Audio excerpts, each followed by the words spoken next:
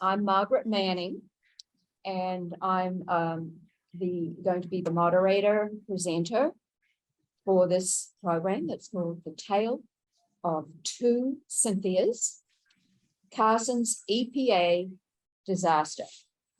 And I have one Cynthia sitting beside me, and the other Cynthia is on Zoom.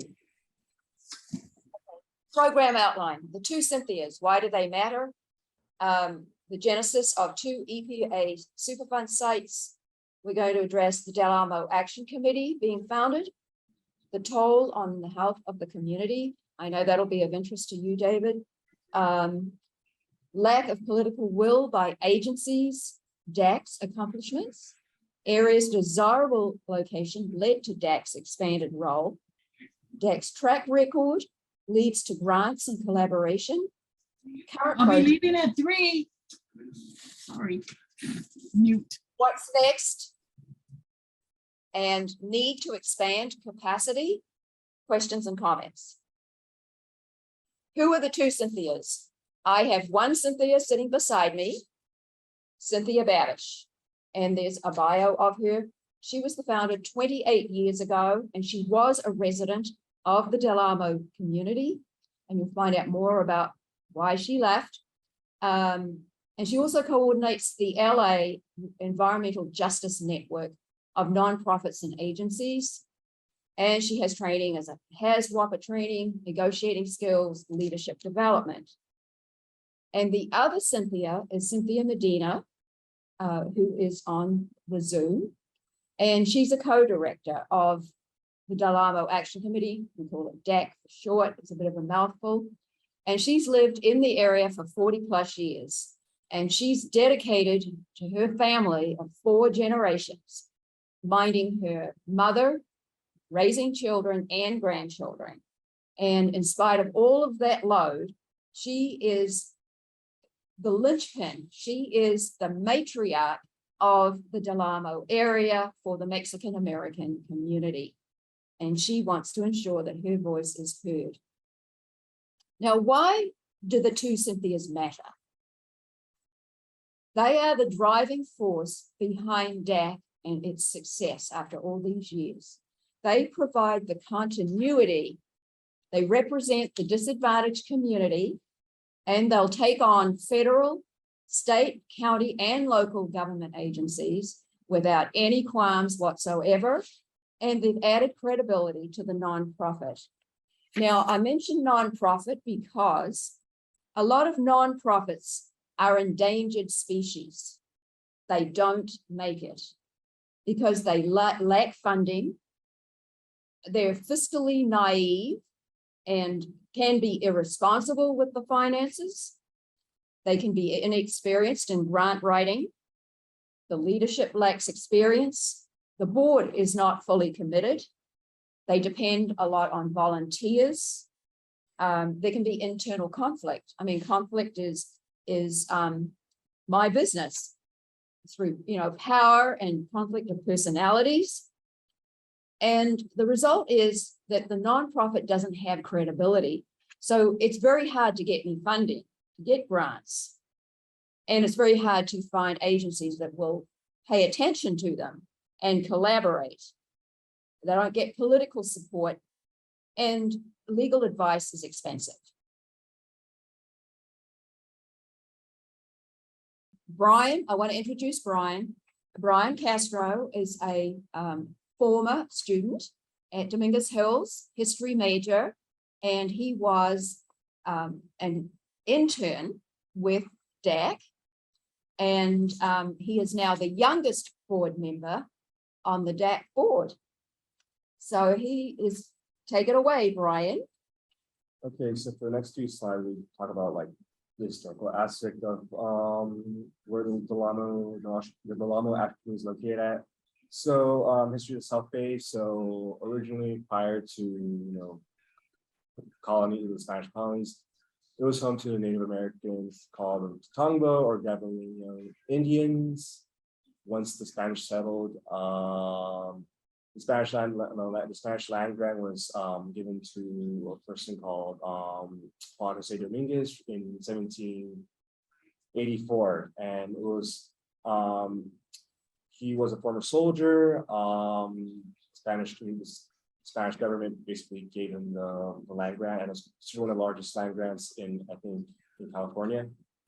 So he had 3 daughters, but he wanted a male heir, so he gave it to his nephew, Manuel Dominguez. So it's a little bit further to like the 20th century. So Jared Torrance and the Dominguez Land Company in 1912 bought it, 3,500 acres from the Dominguez family. It attracted into San Pedro Port shipping facilities and electric railways to develop industry. And the Redondo Company in 1887 bought like 1,400 acres. So landscape changes. So prior to colonialism and urbanization, it originally used to be a marshland, a wetland. So the area was to be prone for flooding until urbanization came, and it was mostly covered by concrete. And the Dominguez Channel was completed in 1967. And there's some remnants of the marshland and Gardena willows. Okay, so as for the Del Amo location, the Del Amo community is located in West Carson, and it's pretty much an unincorporated area, so they don't have any support of some form of representation, no basics such as a library or a school. So they're only supervisors polyneutral, and they rely on the Torrance PO box for their mail, so forth. So for the common histories between the CSUDH and the Del Amo area, so besides just being almost 4 miles apart from each other, the CSUDH archives tends to cover the local history of the area, of the South Bay.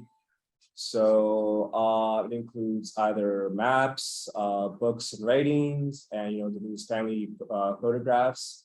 And hopefully we're in the process of developing a collection for DAC. These consist of VHS tapes and documents ranging from EPA meetings to prior meetings they had back to the range. So the collection is kind of 30 years apart. 30 years in total. So from its inception from the early 1930s, I would say, the earliest. Okay.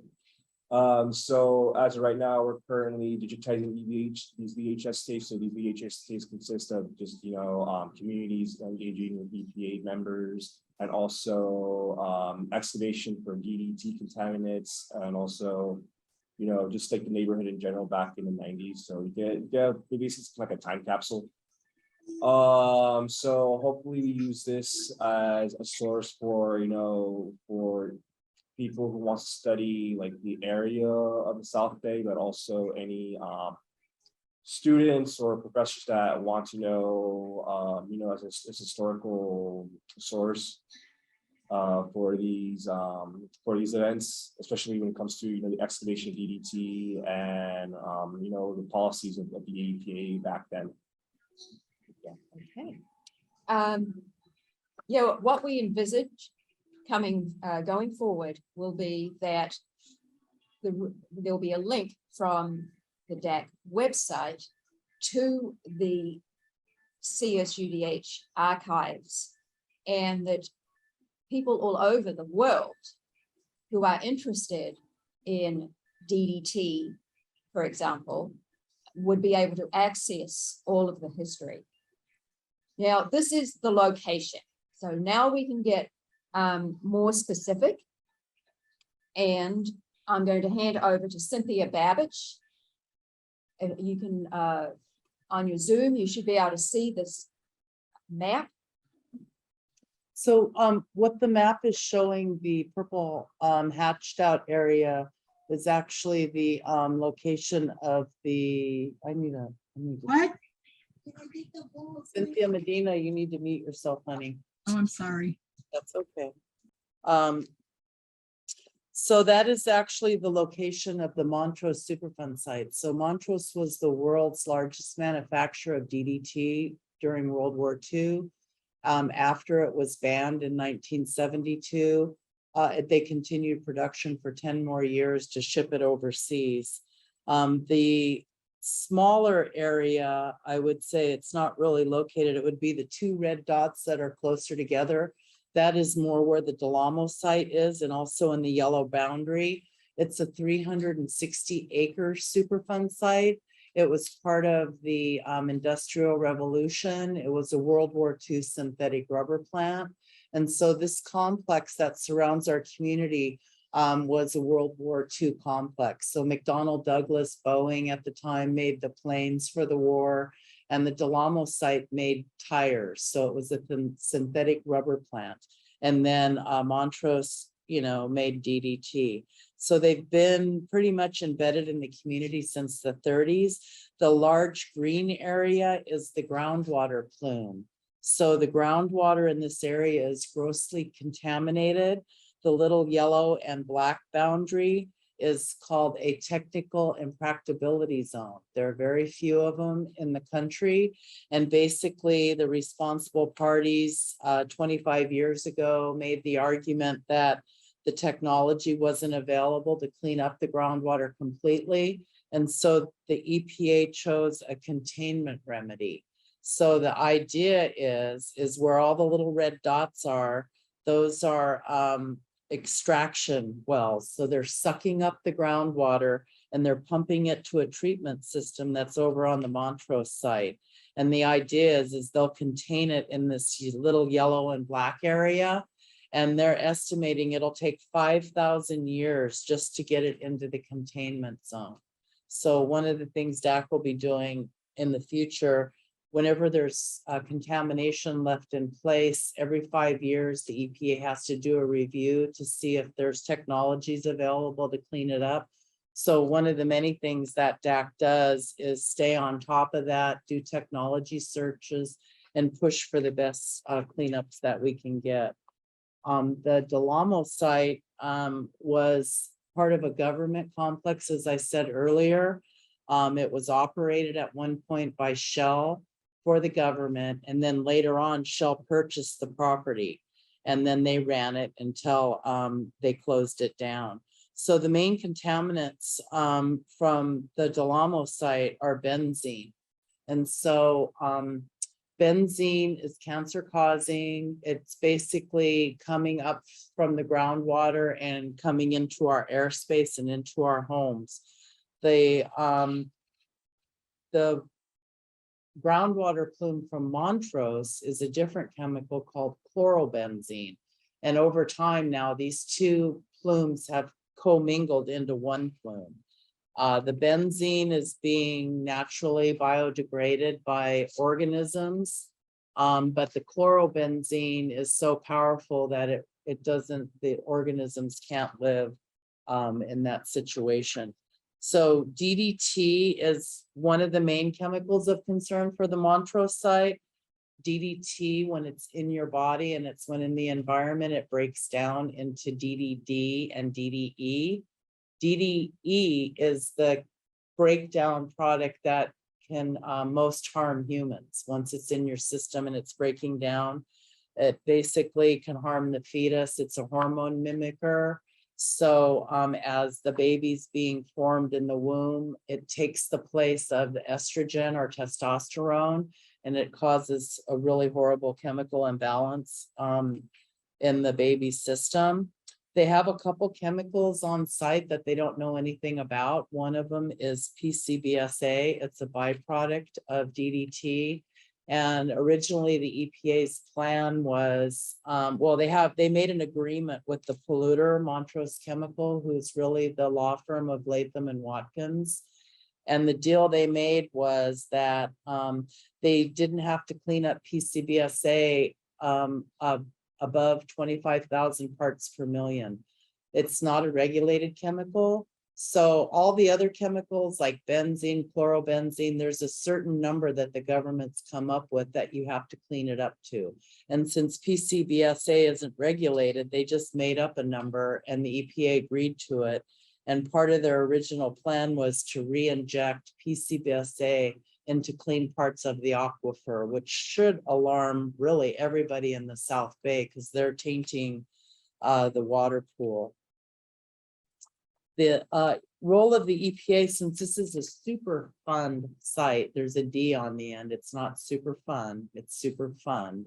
And that's because there was a tax that's just recently in the last 6 months been reinstated on industry and chemical companies that would go for cleanups.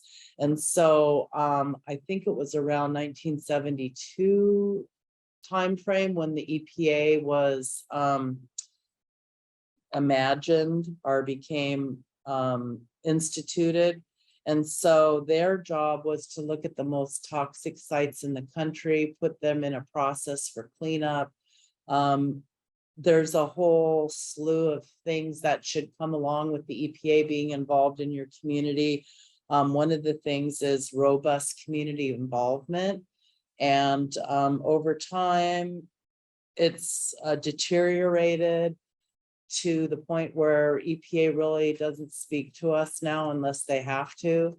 Over 30 years, we've had ebbs and flows. There's been times when we were the EF Hutton of the Environmental Protection Agency, and they were with ears cocked to hear what we had to say. And because they've cut all these deals with the responsible parties, when you have a community group that's asking for cleanups and wanting to be safe in their community, they've kind of already given that away. Margaret had mentioned about the Palos Verdes shelf and all the DDT barrels that are there.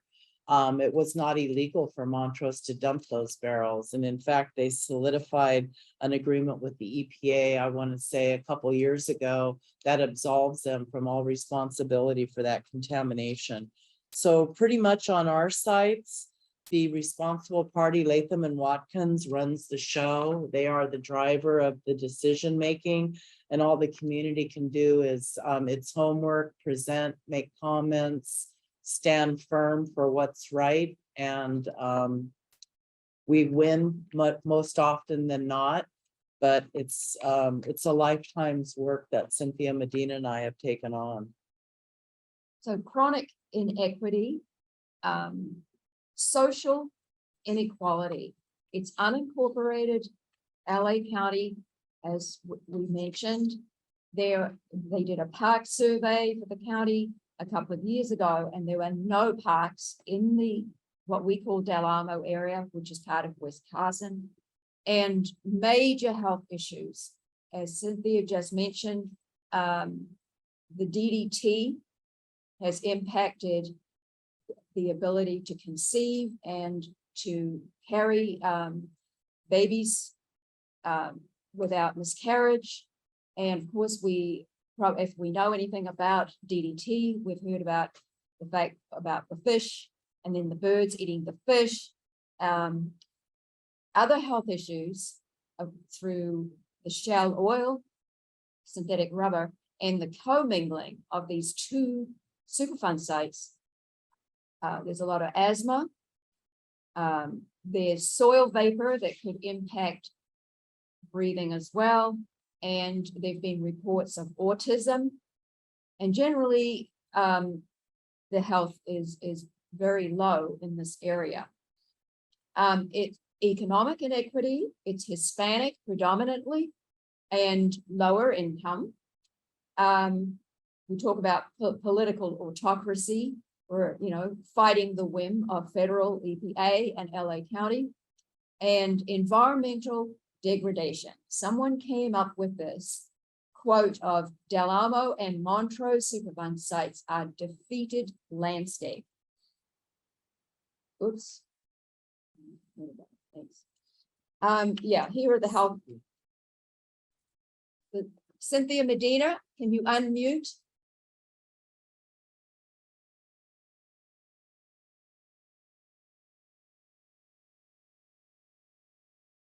Cynthia Medina can speak. Yes. Speak to the health impacts that your family has suffered and your neighbors. And of course, being on Kenwood It's- as well. It's so depressing to try and speak about this because everything that she mentioned, except for autism, has affected directly to my family and my children, including miscarriages. I had 4 children. I have 2 grandchildren now. My mom, me, and my husband. So raising my kids with health issues gave me a lot of experience to bring back to my community and realize how many other children were affected by health issues. And eventually, in the years that I raised my kids, took them to school, let's see, I had really good communication with the nurses at the schools. And we've come to realize that between her and myself, saw the percentages of all the kids from this community that were having trouble with school. So it's just, it impacts so much, the word impact. It impacted their self-esteem. We had a lot of kids that didn't want to go to school due to the health issues. And then it wasn't easy to get, how do you say, medical help. And back, 30 years ago, it wasn't as open as it is now. And people are not as afraid to go and seek it. So that's how I learned, just by, doing it and making a boo-boo and then doing it again until I got the right answers. And then during the years of the Amo Action Committee, we did several health questionnaires, went door to door in the neighborhood. We started a youth group, and we had about, I'd say, maybe 15 to 20 kids that had a spectrum of health issues, mental issues, emotional. And this is all a learning period to learn how to help these kids. My 4 children, 2 of them did not graduate high school because they just felt that, in my case, my girls were graduating before my son. So he just said, Mom, I feel really bad. So he didn't want to, he dropped out of school. So, and a lot of that was going around. We had a lot of kids that didn't finish school, and we had a lot of kids out on the street corners, and you could drive any time of the day and you would find, 2 or 3 kids standing around, not in school. Perhaps you So- could mention, Pardon? you live on Kenwood Avenue. Yes, I live in Kenwood Avenue. And so I had a lot of, I try to help as many kids as I can. We started getting information out on how these problems could be solved. And I told, I would tell my kids, when you go to the doctor, tell them that you live in the middle of 2 Superfund sites. Because a lot of them were coming back with, well, the doctor doesn't know what the problem is. And I says, well, don't give up. You have to keep going back and just, explain it to them. And it was really sad because we had all these young children just, with no, what to do or anything. So a lot of this work really impacted them immensely. These were kids that would never, they wouldn't show their face at all. They'd, comb their hair to cover their face. They wouldn't talk. It was just, and then they were out there going door to door, and they were testifying. We protested. We marched. It was really, oh my God, it's just hard to put into words, exactly how it made us all feel that we were able to do this work.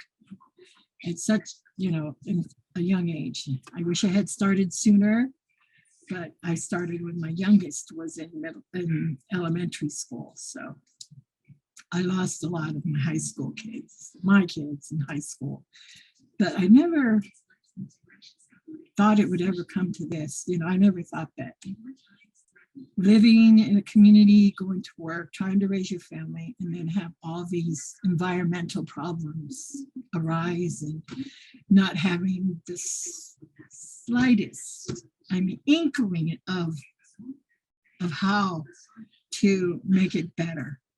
So, but I hooked up with Cynthia, and that was the best thing that ever happened to me and my family.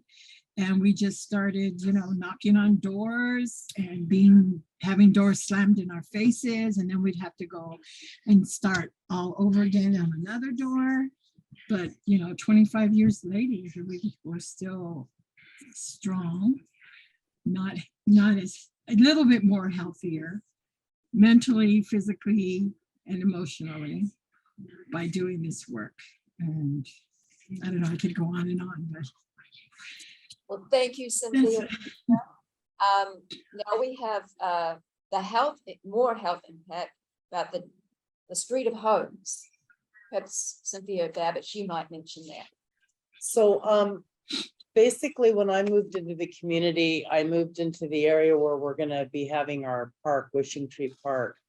And the community was very attractive for my husband and I.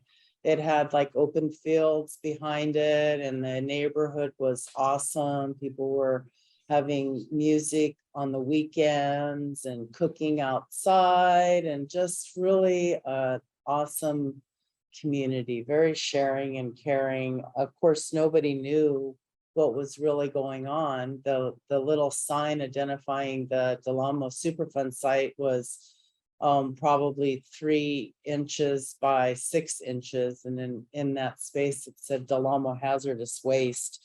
And that's really the first thing that I noticed in the neighborhood, other than the health impacts that I was having. And I didn't know that it was from the neighborhood. I just thought people get sick, and how unfortunate for me that I'm one of them.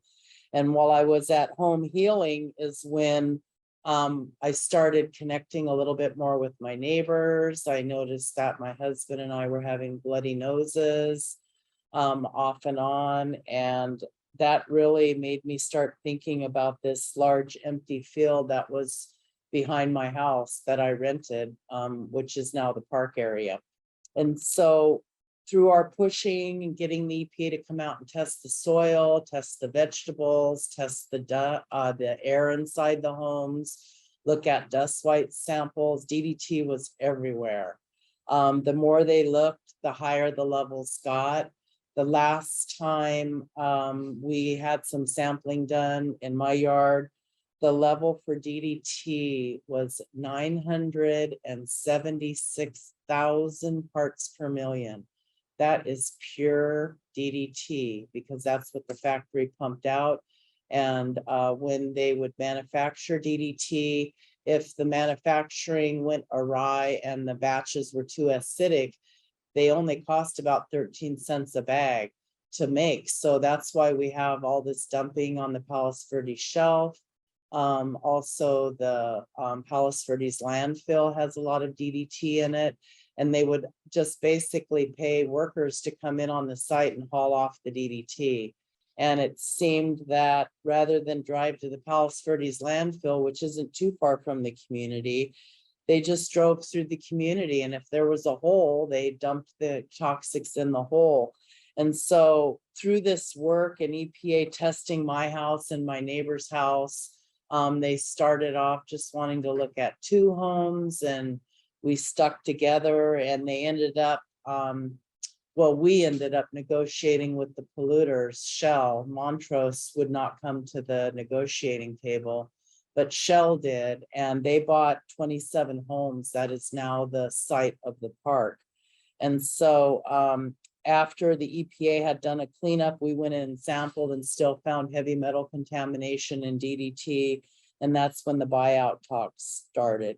So part of our negotiation said that the polluters could not make any money off of this transaction, that everybody from the community wanted to be relocated, and we were leaving our family and our friends behind. It really cut the community in half in many ways. And so we said it had to be a park. And so it took many years to get to the point of where we are today. Along the way, we found out that there were benzene vapors in every single house the EPA sampled. The argument then became, well, is it coming from the groundwater where benzene is floating on it, or is it coming from people's cleaning products? We heard some pretty strange stories that the EPA told residents. One lady, they told her that the odors from her house that registered were from the glue in the shoes that she was storing in the room, which came from China. So Chinese shoes, your gun cleaning equipment. And I don't say that we don't have products in our homes that can cause indoor air pollution at all, but how come it's always everything that it's the person living there that caused it? And why was it not ever a factor that we had this chemical floating on the groundwater? So EPA pretty much disengaged from the community. When they found the vapors, they went out and did some more testing, came back and announced to everybody that the good news was everybody was okay and vapor intrusion wasn't happening. And so now we're in the final stages of the park being built. We're hoping that the grand opening will be in the middle of August sometime. Oh, so our nonprofit, in 1994, when we started it, we were asking the EPA for help, and every time we would ask them questions, they would tell us, why don't we apply for this technical assistance grant that the EPA has for sites next to Superfund? And so to do that, you have to become incorporated, have a 501c3, get official. And so we did that. Our most important thing, I think, when we were forming DAC was our fear that other people would infiltrate it and they would dilute the needs and the will of the community. And so our bylaws actually say that the majority of our board has to be members of the community. And after some time, we collaborate with a lot of agencies and people who really are forward thinking of the agencies. And one of those people is Florence Caribbean. Florence used to come to our meetings as the enforcement director of the Department of Toxic Substance Control, which is under the California Environmental Protection Agency. And when she worked at the agency, things were much different. People really had a lot of empathy for what the community was going through. They were really trying to get things done at the state and get a handle on the contamination and protecting people. And I'm not sure exactly where things went awry, but I'm sure if Florence was here, she would say that it really hurt her heart and her spiritually and really on every level when she saw how hard we were working and how we were being treated by the government. So Florence became our board chair, I want to say about 15 years ago. And she brought a different kind of credibility to the organization. I won't say that we were not credible, because we really pride ourselves in making sure that we don't blow things out of proportion. But because Florence was, the enforcement director at a state agency, they listened to what she had to say. And so Florence had then took on the role of really helping me do a lot of reports and document review. It's a struggle for us in the community. Sometimes we have language barriers. It's hard for us to read the materials. The materials aren't prepared to really clue you in. They're prepared to keep you mystified, baffled by the volumes of documents. And so Florence has been really helpful in doing that. And Cynthia and I have really been inseparable in this process. I was relocated from the community early on, and you cannot represent a community and not be connected to it. And as Margaret was saying earlier, Cynthia and her whole family have really given us that stability and connectivity with the community. We have other members of the board who are very active. We have a working board. We all meet with other core group members every Monday and talk about what's happening and the direction we need to go in. Right now, we are very heavily involved with building up our capacity and setting a good foundation for the next generation. I know it may not look like it, but you know, I've just turned 62. And Cynthia was saying, I don't know why she thinks we're getting healthier. I feel more rickety, but I'll go with being healthier. But it's, you know, really hard to sustain. Brian is the exception to our rule. Most of my board members only get off my board when they pass on to greener pastures, because we just need that diversity in our group. And Brian is quite a shiny star to our group, because he is looking at our old videos and helping us with our archives. He is really becoming the institutional memory of the organization. When I talked to Florence, we maybe mentioned a name of somebody that was from bygone times, and sure enough, Brian knows who these people are. He's keeping track, and we're really proud to have him on board, and it'll also mean that we'll have some sustainability in the future. So that's kind of who the board members are. Valerie will be taking the place of the Medina family. I don't imagine DAC could go forward into the future without the support of this family. So we're trying to bump up our board a little bit, and we're also trying to bring in new community members, which Margaret has been very helpful in doing, along with the interns that you'll hear from in a minute. So our mission statement: we believe everybody deserves a healthy place to live, and we truly believe that policy changes that take environmental justice into account lead to healthier communities.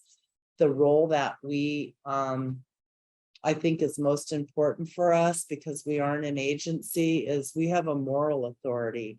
It's very black and white for us. Right is right and wrong is wrong. And we haven't signed any secret agreements with the polluters to not clean things up. So we just demand what is right. Everybody deserves a healthy place to live.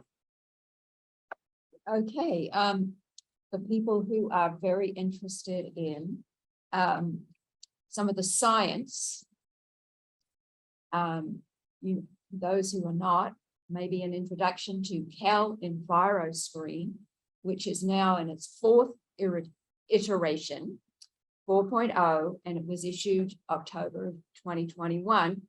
And I'm not sure if you can read it on the screen, but the key things are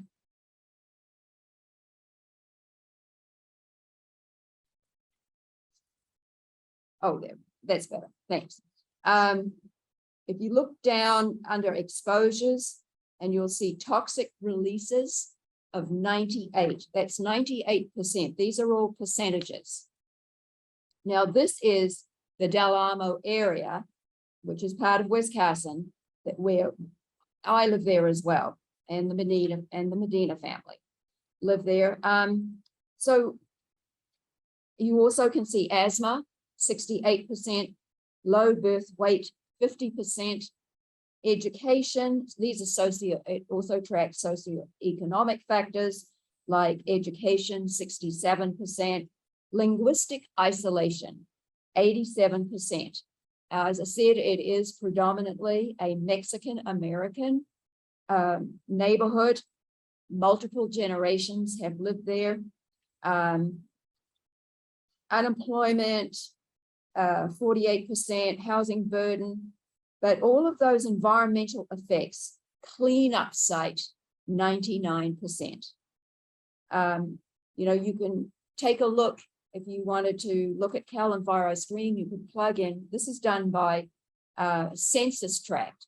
So if you looked at a census tract for, say, Beverly Hills, or even Palos Verdes, maybe you might see a whole different story. Yeah, the higher the number, the worse it is. So the lower the numbers, the better.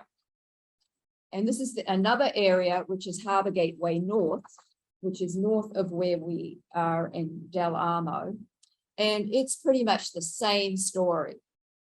You can see there that cleanup sites, 99%, and toxic releases, 99%. Again, linguistic isolation, 80%. And a lot of this area is actually industrial. So, and if it's, I'm not sure how they measure linguistic isolation, if it's. Is English your second language? Oh, yeah, but if it's an industrial area, maybe there aren't that many homes. I think there are a lot of apartments. You know, the housing burden, 99%. There's a lot more apartments and that would be the city of Los Angeles, very close.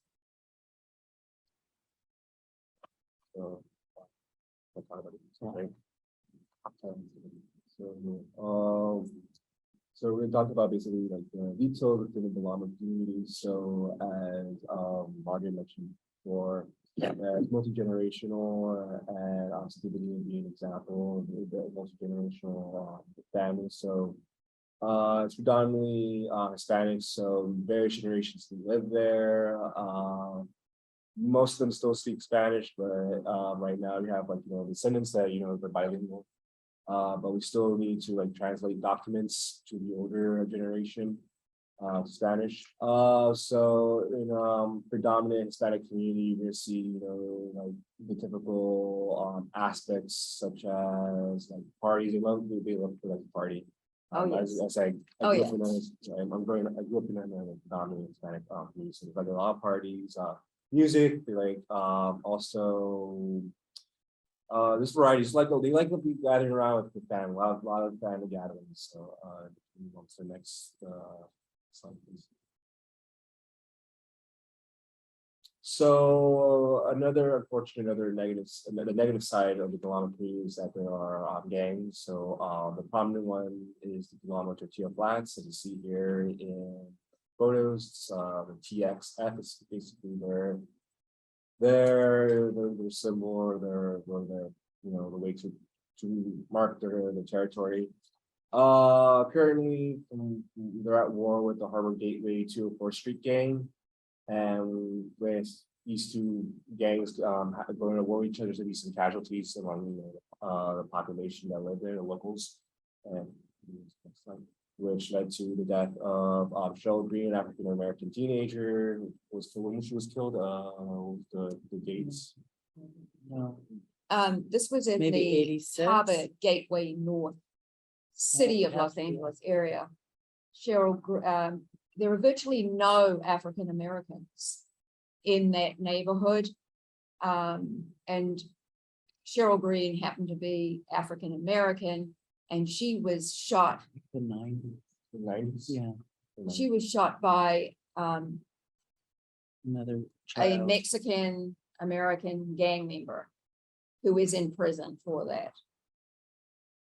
So as a response to the death of Cheryl Green, the Boys and Girls Club was founded. You see the photo right there. Unfortunately, the Boys and Girls Club is a bungalow. Unlike the other Boys and Girls Clubs from other cities that have an actual nice building. And this particular Boys and Girls Club, besides being a bungalow, it's right next to the Montrose, the chemical junk site. So where they used to dump the DET in the past, but now it's turned to to clean the Chlorine transfer. chlorine transfer station. So it's the saddest Boys and Girls Club probably anywhere. Okay, Now- so as for the back, Yeah, okay. The accomplishments, what DAC has accomplished is, I think, one of the main things that we can really point to is the Wishing Tree Park has been completed after 18 long years of fits and starts. Thought that the LA County Parks and Rec was going to handle it, and then they backed out. And of course, it needed the money to build the park. And it's on that EPA Del Amo Superfund site. You think, well, how can that be? How can this happen? The actual construction was overseen by the nonprofit, the LA Neighborhood Land Trust, which has been building parks for a number of years around Los Angeles County. But this is the largest new park that they have ever done. And in order to get the funds, DAC participated in the grant applications, hosted walkthroughs by California state agencies that were handing out money and so on. And even though it's almost completed right now, a final grant came through of $500,000 from California Assemblyman for Torrance Murasuchi, which was very, very welcome. But the way that this got built was what Cynthia, Babich, and Medina would say is through an abundance of caution. In order, because it's sitting on that Superfund site, Shell Oil, and commingling with DDT, California Department of Toxic Substances said 1 foot of clean soil all over the park. But they said, no, DAC fought for 2 feet of clean soil and wouldn't back down. And the whole thing just about came unglued, and there wasn't going to be a park. But it turns out that the soil was not expensive, because there often is soil, of a clean soil available. It was the trucks to truck all of that soil in that cost the money. So it's dragged on year in, year out, until finally we're very close to a grand opening, but we don't have a date. Everything was done through community vote. It was the LA Neighborhood Land Trust implemented real community engagement, and people got green dots to vote for what they wanted, right down to the color of the benches and the type of trees and so on. And so, and the name of the park was done by community vote. Here's Cynthia Medina may want to talk about this. This is the layout of the Wishing Tree Park. It's 8.5 acres. So Cynthia Medina, you want to unmute? Do you want to talk about this? Cynthia, Yes. can you just talk a little bit, Cynthia, just about I'll go to Sure. the You know, next slide. our process and what the things that were so important for Maybe us? you'll point out some key things on here. Yeah, go to the next Yeah, slide. it was a very, like Margaret was saying, it was very community orientated process. We had to start over, I think 3 times, because we kept losing funding or losing an agency or somebody. So, and then it didn't work out, so we would have to start all over. But it was just really hard because the community was getting like, oh, this is never going to happen. Even my own kids were telling me, is this going to happen this time? And I kept saying, yes, it's going to happen. It's going to happen. So I think we did things that have never been done before, and that is a lot of I feel that was really in my part, it just gave me more umption to keep going after being depressed, and so many times the door slammed in our faces. We'd have to start all over. But we had hundreds of people hundreds of community people attend our meetings. And like Margaret said, we involved them in every process. It took us maybe, I think, 7 to 10 community meetings just to get the name, because we wanted to make sure that everybody participated that wanted to participate and get it down fair and square as to the naming of the park. And the amenities, everything, just like she said, everything was voted on by the dots, and the most dots, well, that's what we put into our park.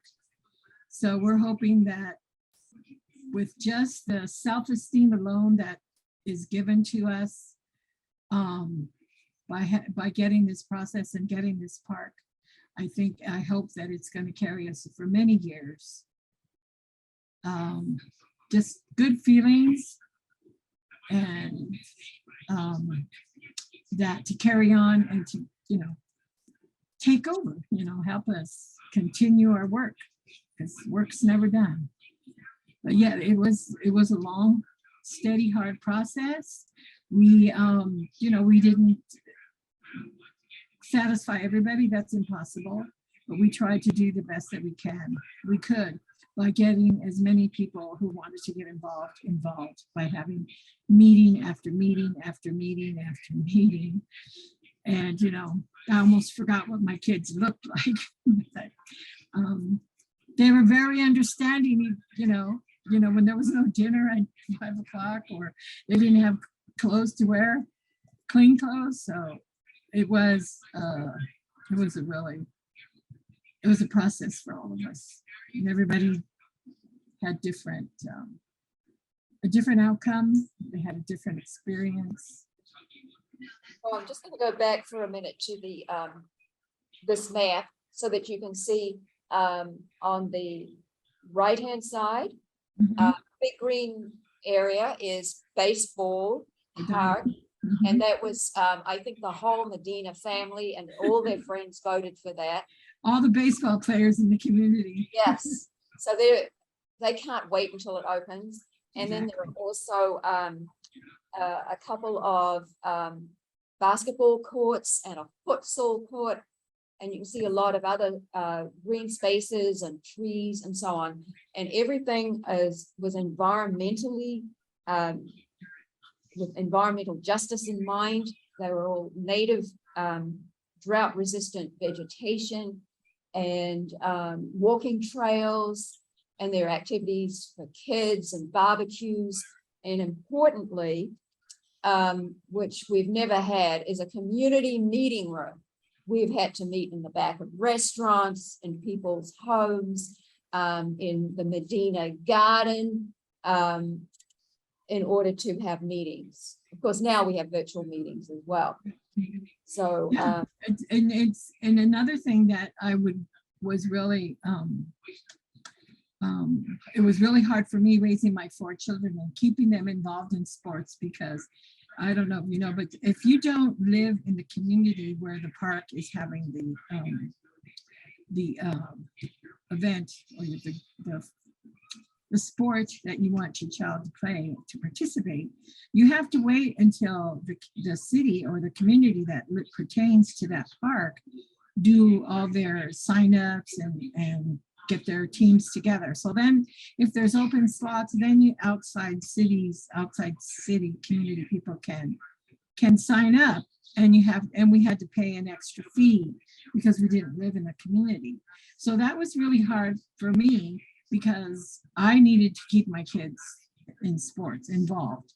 So I was driving all over the place, a little further from where we live. And then we had to be careful, because there were some communities we could not go into because of our location.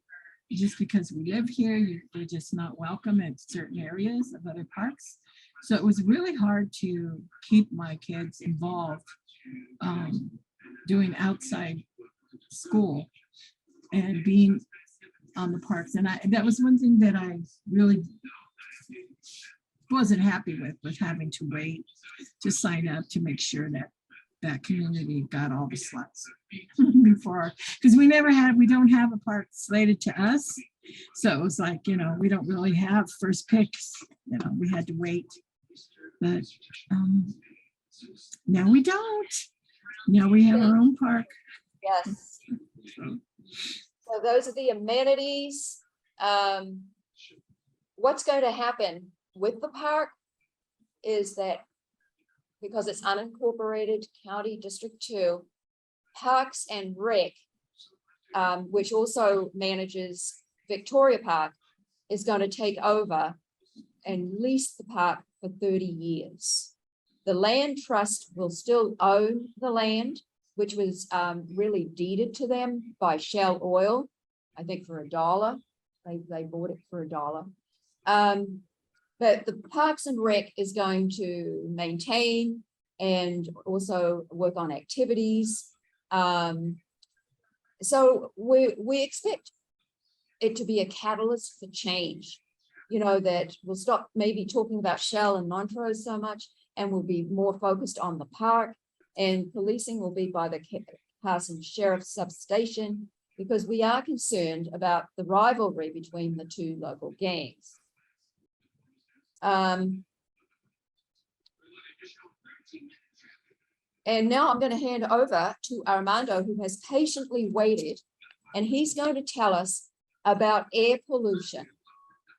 And to introduce Armando, he is, actually he needs to get in, turn that camera a little towards him. Get him into the picture. Is he in yet? Yes, there we go. Thank you. It's self-adjusting. Yeah, it moves by itself. Yeah. That's fine. I'm right here. Okay. So Armando is also an intern from We're good. Cal State Dominguez, master's in earth sciences, and he's a wizard for us on air pollution, because as we noted in that Cal Enviro screen about the air pollution in the area. So thank you. Thank you, Margaret. Hi, everyone. Yeah, so to start off, we kind of have this figure you see on the screen with the pollution exposure by population. And kind of like we've been talking about this whole presentation, almost, you know, talking about the minorities in the area, disadvantaged communities. And you can see the Latin Americans and the Black Americans, they're exposed to 63 more pollution than they produce, compared to the non-Hispanic white Americans, who are exposed to 17% less pollution than they produce.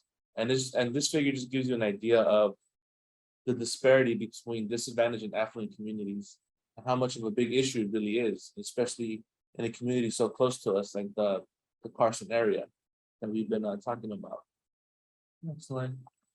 And to kind of push the point forward about the inequity and of the disadvantaged communities, a little background: 4.2 million deaths a year are associated with air pollution globally, with 135 million people living in the U.S.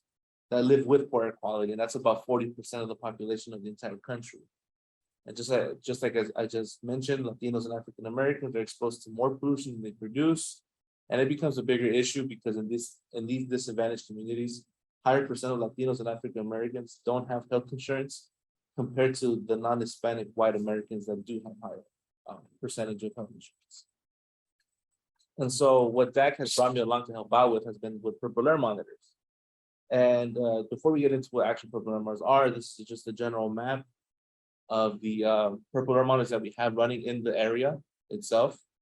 All the green, yellow, and even red dots that you see are up and running purple air monitors that we have. And the purple air monitors kind of look like a camera that you kind of zip tie or tip around to any pole in or outside your household. Primarily with DAC, we put them outside because we want to get a live reading of the air pollution that's outside of the community. And what these purple air monitors do is that, you know, they're installed anywhere with or without Wi-Fi. So depending on which one you get, you can pretty much install it anywhere you want, as long as there's power, Wi-Fi, and air. They provide live readings, and it's also very easy to access data. So you just go onto the website, go to the map, and you get live readings of your location or pretty much anywhere in the United States where there is purple alarm monitor. The amazing thing about these monitors is that they're accessible due to the low cost compared to the government issued monitors that they have. For example, the EPA, which we'll talk about in a couple of slides. The EPA, I think, EPA monitors cost about $10,000. Purple Air, the most expensive one, is $300. So, due to the low cost, these monitors are perfect for disadvantaged communities because it provides a network and also accessible data to these communities so they could be aware of everything that's going around in and around their community. And these monitors collect a certain pollutant called particulate matter 2.5 or PM 2.5 for short at different time intervals. So it could be 2 minutes, 60 minutes, 30 minutes. It just depends on what you want to see. And particulate matter 2.5 is 70 times smaller than a single strand of hair. And the reason why we look into this particular matter 2.5 is because our body has a natural filtration system that whatever goes in, whatever we breathe in, it filters it out, no real damage. But due to these particles being that small, they bypass that filtration system, and it causes a lot more health issues than other pollutants. And a recent study from 2019 found that damages from this particular matter 2.5 were to be around $1 trillion per year. And when you think about damages, it's not really like a building that's being destroyed or whatever. Damages is actually from people missing work, from having to go to the doctor, visit the ER, or medicine or surgery, whatever the procedure is that's associated to this particular matter and air quality in general.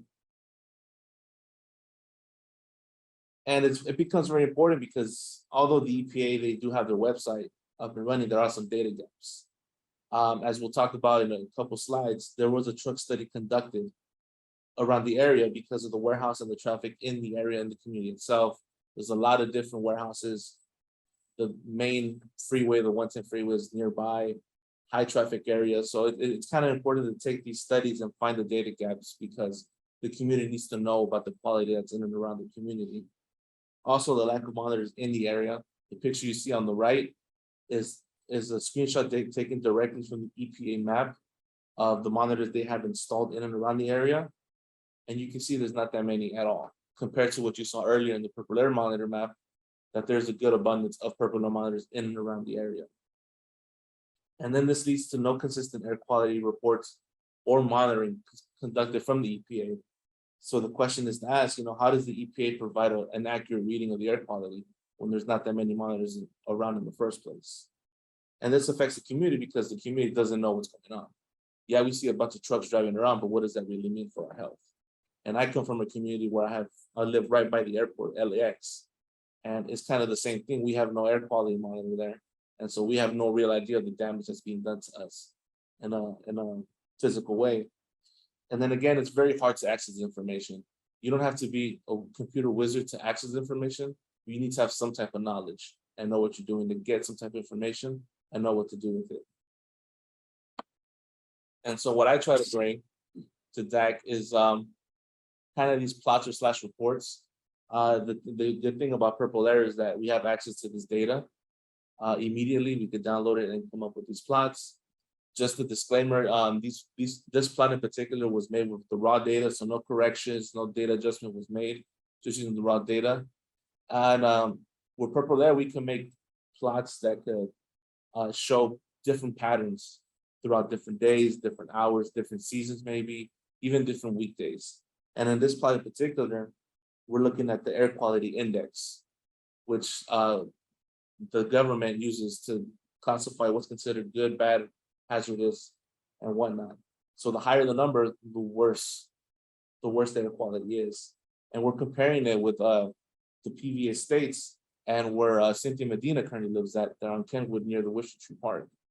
And as you can see, there's a big disparity between. Which colors which? So the red is Cynthia Medina's house, right by the Wishing Park, and the blue is the PV estates. And the reason why we picked both, because as you mentioned before, the Carson area, kind of where Cynthia lives, is basically a disadvantaged community, and PV estates is an affluent community with no real warehouses or high traffic areas. And you can see the disparity on this plot. And this is just one of many ways we could show that disparity, and also try to focus on where we need to do, what we need to do, and where we need to put our attention as when it comes to air quality. Cynthia, you briefly mentioned the truck count survey. Sure, before I mention that, I want to say that in 2019, why we've been waiting and waiting for the agencies to take action to protect us. It seems like most roads lead back to bad land use decision making by planning departments in the county and the city. And so we asked the county board of supervisors, at the time it was Mark Ridley Thomas, to do a community specific plan for our unincorporated county area. If you don't really have a specific plan for your area, it's covered by the general plan, and it really doesn't dial in down to the details of any particular community.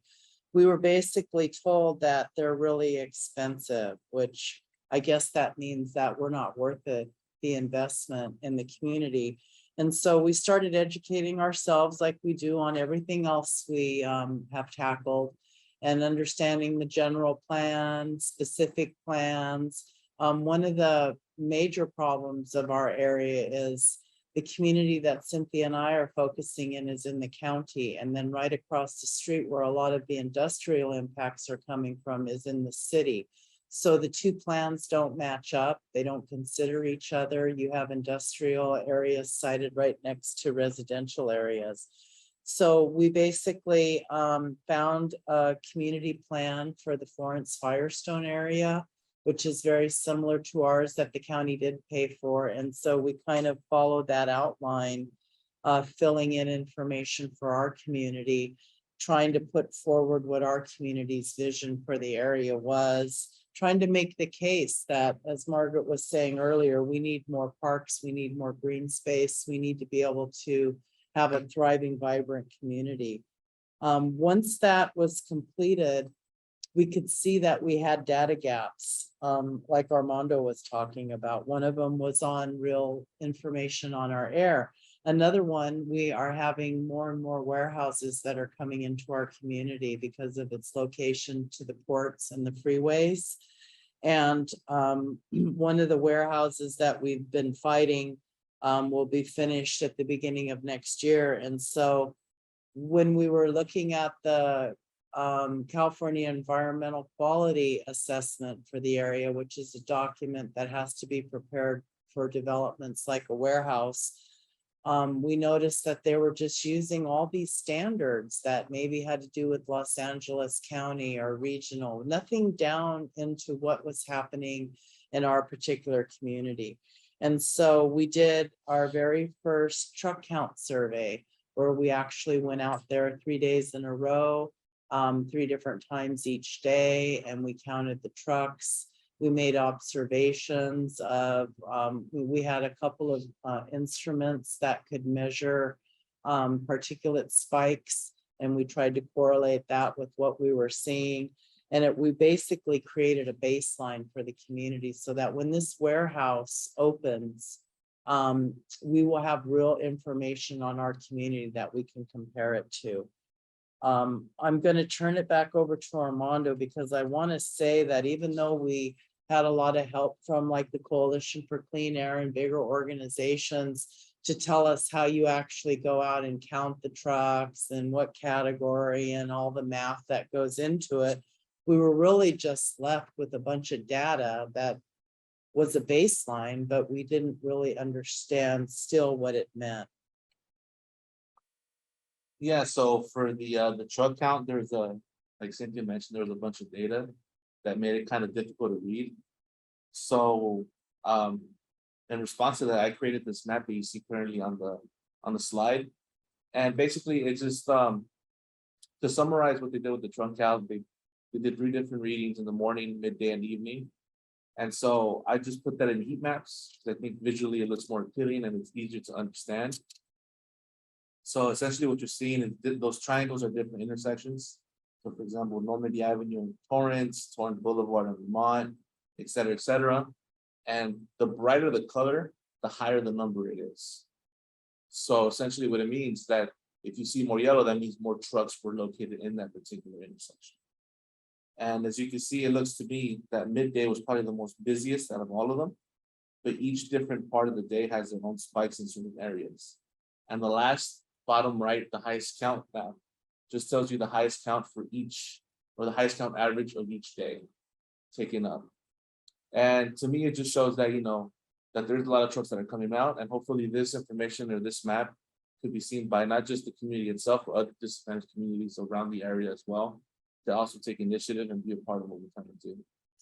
So one of the things that with this map, since we live there and we know the area and we know where the trucks are coming, it was really hard to look at the raw data and make any observation that compared with what we were seeing. And so by Armando putting it in this form, we can easily see that, the high impact that we were having on certain streets was happening, the trucks coming into the community from different directions. So this is really an excellent example, I think, of what we have going on in our community. You have people who've lived there for 40 years plus. You have people like me who are working with the GED, not that I'm not proud of it. I'm very proud of what I've done with my GED, but yet I still have not learned a lot of the things that our interns have brought to us, the skills that they have to take something like this big packet of data that I was spending hours trying to add numbers and getting so confused, and look at it and present something that's very simple for anybody to understand, no matter what your language barriers are. So it's really important, I think, to have this academic nexus with communities that you don't often have. I'm going to mention some of the other accomplishments, and I think we'll finish our presentation in 10 minutes, and then we'll open it up to questions. Okay, so some of the other things that we have accomplished, apart from the truck count survey that was done with the Coalition for Clean Air that funded it. We also had a public health survey in 2021. Get to that. It was called CASPER. I think this was first of its kind. They selected 5 areas, and our Del Amo area in West Carson was one of those areas. And I personally was one of the people who went door to door, but it was a scientific sample. It was like every 5th house or something, and you had to make sure you got the house and go back the next day if they weren't home, etc. So the results, the final results, are still being manipulated. But what we did, DAC did, was to add some additional questions. And the results of those questions revealed that 65% of the people were concerned about the air they breathe, 60% about the drinking water, and 50% about soil in their yard. And another question asked whether they knew about the Environmental Protection Agency. And of those people, 19% said yes, and 81% said no. Cynthia mentioned the community vision plan, which everybody contributed to, including interns. Over a period of time, we had meetings and interns. Brian that was his first foray with DAC, was to work on the vision plan, and it's now set a standard that's being used with professors lecturing in environmental justice. And the community listed what their concerns were that ranged, obviously, chemicals, pollution, health issues, trash, crime, and homelessness, and the empty lots that have sat there forever. And, better education.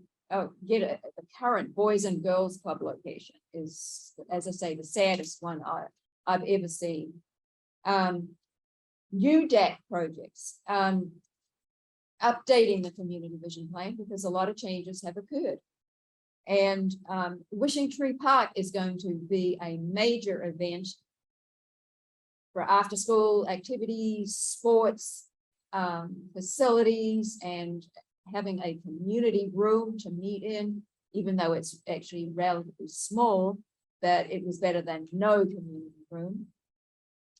There's going to be a health fair, which is funded with a grant. Cynthia Babich is an absolute wizard at getting grants.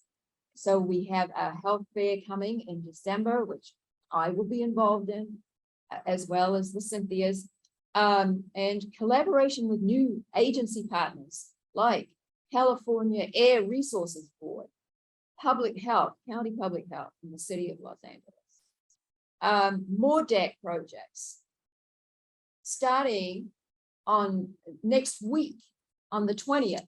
So anybody who's interested, please, we'll give you how to contact us at the final slide, is the Environmental Justice Symposium, which is totally virtual. And there will be 5 monthly workshops starting on July the 20th. It's open to the public, as well as EJ communities, agencies, regulators, prosecutors, etc. And the focus is on reducing pollution and providing protection for disadvantaged communities. So you will register with our Cynthia Babich. And there's an ongoing intense project right now that we're all involved in with CARB, which is the California Air Resources Board. And the goals there are to educate residents and businesses in the area to investigate and enforce truck emissions. The City of LA enforcement's involved, and LA County Health Department, we're hoping is going to commit solidly. And we have interns, of course, from Earth Sciences participating.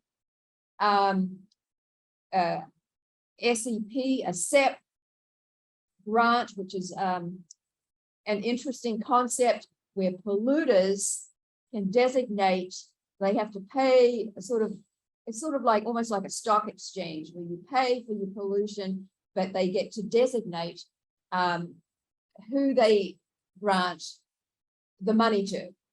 So we've got a nice healthy CEP that's going to pay for that health fair in December.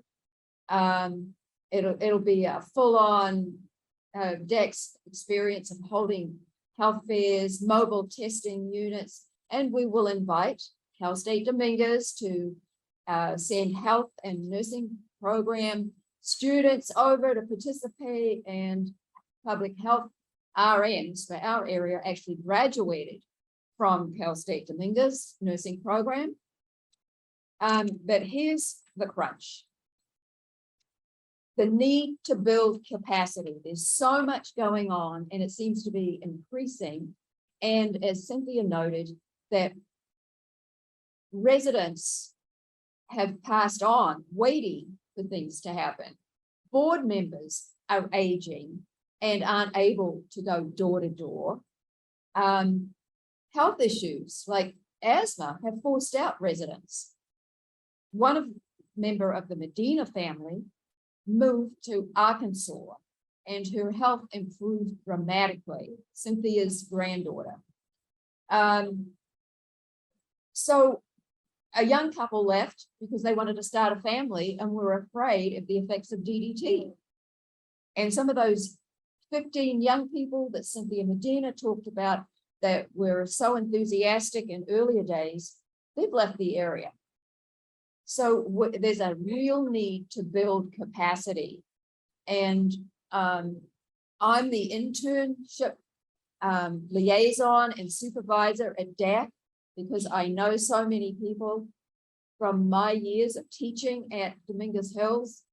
And, you know, we welcome interns to give them the opportunity to fulfill courses that require sometimes 120 hours of internship to fulfill community service.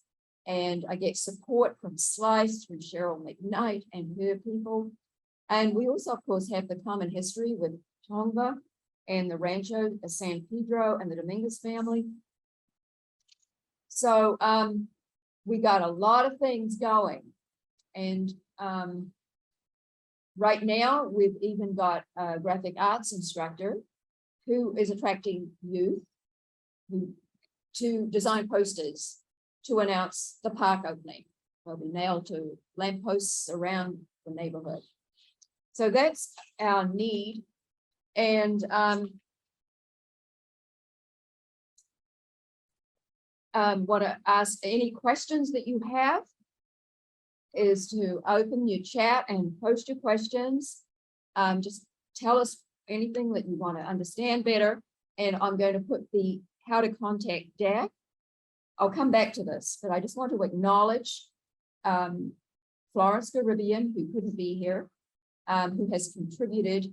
She was like the third leg of the stool with the two Cynthias that added that credibility to fend off the scientists and you know, at EPA and so on. And of course, we have acknowledged Brian and Armando and Orji Iziemi, who could not be here today. He graduated with his master's, Master of Science from Earth Science, and he led the truck count. So let's go back. So just to wrap up then, thank you for participating.